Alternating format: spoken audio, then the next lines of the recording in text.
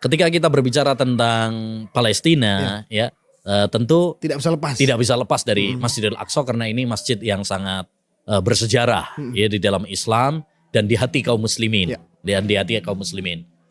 Karena masjid ini masjid yang sangat spesial. Kenapa? Banyak keutamaan Masjidil Aqsa, sama seperti keutamaan negeri Syam juga. Di antaranya dia adalah tadi kiblat pertama, ya, kiblat pertama kaum muslimin. Jadi sebelum dulu Nabi SAW kiblat sholatnya itu di Ka'bah selama 16 tahun, ada yang mengatakan 17 tahun, beliau itu sholatnya menghadap Masjidil Aqsa, ya, sampai kemudian turun wahyu di mana Allah Subhanahu Wa Taala merubah ya dari Masjidil Aqsa ke Masjidil Haram. Di antara keutamaannya juga adalah peristiwa Isra Mi'raj yang diabadikan di dalam Al-Quran, di mana Nabi SAW melakukan perjalanan di malam hari dari Masjidil Haram ke Masjidil Aqsa.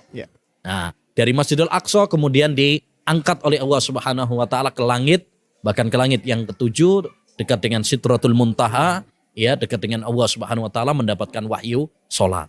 Ini juga termasuk keistimewaan karena berarti sejarah Nabi SAW tidak dipisahkan dari Masjidil Aqsa.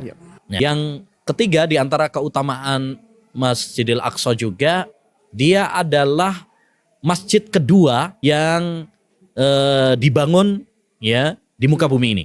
Masjid kedua. Masjid kedua.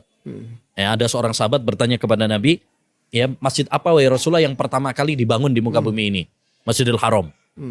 Kemudian setelah itu apa wahai Nabi? Masjidil Aqsa. Berapa jarak antara keduanya? 40 tahun. Ya, 40 tahun. Ini menunjukkan juga keistimewaan Masjidil Aqsa.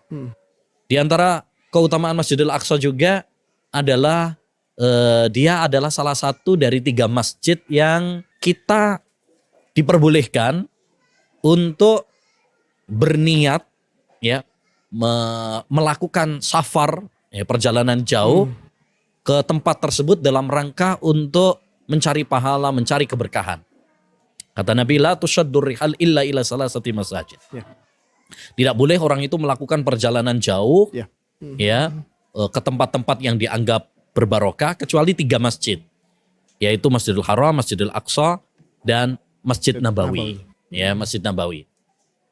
Dan tentu masih banyak lagi. Ya, salah satu juga yang saya ingat adalah hadis ya yang secara maknanya bahwa dulu Nabi Sulaiman ketika selesai membangun Baitul Maqdis, ya, dia berdoa kepada Allah SWT tentang 3 hal. Ya, tentang hukum, ya, agar sesuai dengan hukum Allah SWT, tentu kemudian kerajaan yang dimilikinya tidak dimiliki oleh seorang pun setelahnya. Kemudian dia minta kepada Allah SWT permintaan yang ketiga, yaitu agar setiap orang yang datang ke Masjidil Aqsa dengan tujuan untuk sholat, tidak ada tujuan yang lain, ya, kecuali ketika dia keluar dari Masjidil Aqsa, Allah Subhanahu Wa Taala akan lebur dosanya seperti anak bayi yang baru lahir ya dari perut ibunya.